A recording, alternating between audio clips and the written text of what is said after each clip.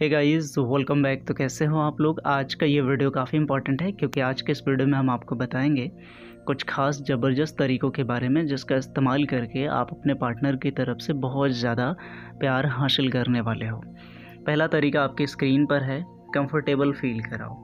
आपका पार्टनर हो सकता है कि आपको बहुत ज़्यादा प्यार करता हो, बहुत ज़्यादा चाहता हो आपको, लेकिन वो आपके साथ कंफर्टेबल नहीं हो पाता है, इसलिए वो आपको प्यार नहीं कर पाएगा, ना ही इमोशनली ना ही फिज़िकली वो आपके करीब नहीं आने वाला है। तो इसलिए जितना हो सके कंफर्टेबल फील कराओ, कंफर्टेबल फील कराओ। सहज अगर आपका पार्टनर आपके साथ हो जाता है तो फिर सारी चीज़ें आसान हो जाएंगी। तो कंफर्टेबल फील कराने के बहुत तरीके हो सकते हैं, उनमें से सबसे अच्छा तरीका है सिक्योर महसूस कराओ। अगर आपका पार्टनर आपके साथ पूरी तरह से सुरक्षित महसूस करता है तो फिर वो कंफर्टेबल हो जाएगा। पहला तरीका है।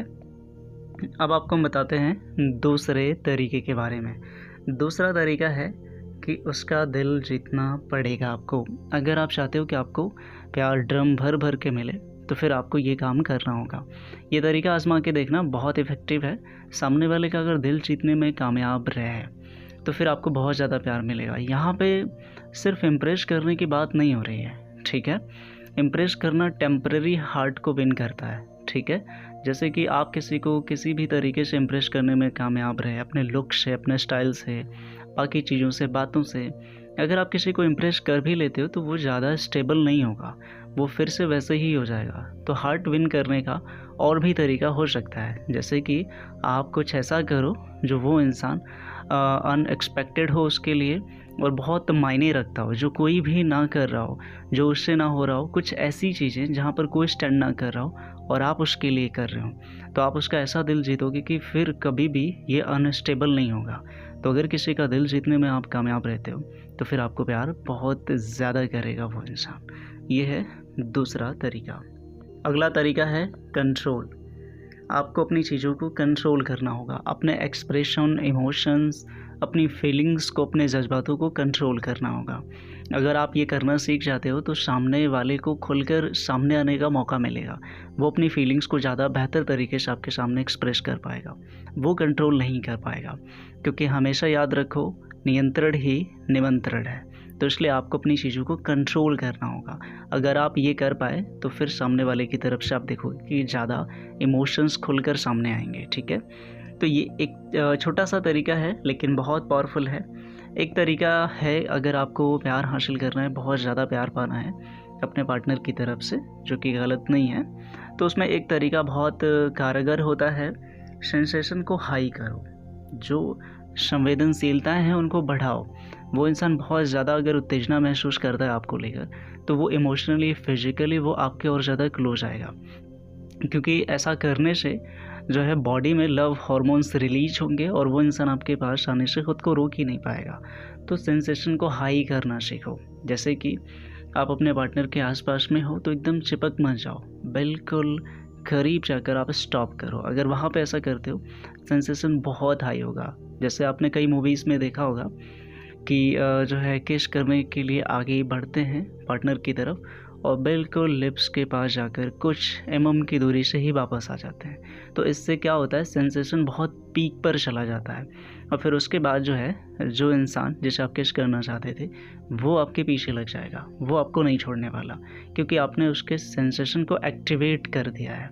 तो इसलिए सेंसेशन को हाई करना सीखो। ये तरीका अगर इम्प्लीमेंट कर दिया, और इसमें कुछ भी गलत नहीं है क्योंकि आपने किसी को स्पर्श किया ही नहीं, ठीक है। तो ये तरीका है, इसका यूज आप ज़रूर करना। लास्ट तरीका है, मोस्ट पावरफुल है, इसको ध्यान से समझ लेना, इस पे बहुत कुछ टिका रहता है। इन्वेस्टमेंट। आप अगर चाहते हो कि आपको अपने पार्टनर की तरफ से बहुत प्यार मिले, हमेशा मिले, तो इस पॉइंट को समझ लेना, ठीक है। इन्वेस्टमेंट करना होगा आपको। इन्वेस्टमेंट दो चीज़ों पे किया जाता है, एक है पार्टनर पे और एक है खुद पे। तो यहाँ पे जैसे कि आप अपने पार्टनर के लिए कुछ कर रहे हो, ठीक है, उसके लिए उसके शॉपिंग उसके करा रहे हो, उसके पॉकेट खर्च उठा रहे हो, उसके वक्त, उसके ज़रूरत पड़ने पर आप स्टैंड कर रहे हो, उसके लिए सब कुछ आप हाजिर जवाब रखते हो। अगर ऐसा कुछ है, आप उसके लिए बहुत अपना बेस्ट दे रहे हो, तो ये हो गया पार्टनर पे इन्वेस्टमेंट करना, राइट। यहाँ पे बात हम बट ऑब्वियस है पैसों की कर रहे हैं, ठीक है, टाइम की भी कर रहे हैं, इसमें इंक्लूडेड है। तो ये है पहला, इन्वेस्टमेंट आपका। एक इन्वेस्टमेंट होता है खुद पे करना, जैसे आप खुद को इम्प्रूव कर रहे हो, खुद को बेहतर कर रहे हो। देखो, आप कह सकते हो कि अगर कोई इंसान हमको प्यार करता है तो हम चाहे जैसे भी उससे क्या घंटा फ़र्क पड़ता है, वो इंसान हमको प्यार तो करेगा ही, और अगर नहीं करेगा तो वो प्यार फिर किस काम का। बिल्कुल आपकी बात सही है, लेकिन पहले किया जाता था, अभी नहीं किया जा रहा है। तो इसका मतलब सिर्फ ये नहीं है कि जो नहीं कर रहा है प्रॉब्लम उसी में है, हो सकता है प्रॉब्लम आप में भी हो। अगर प्रॉब्लम आप में नहीं है तो वेल एंड गुड, डटे रहिए, कोई दिक्कत नहीं है। लेकिन अगर प्रॉब्लम आप में हुई तो क्या होगा? जैसे आप पहले जैसे नहीं रहे तो फिर क्या होगा, है ना?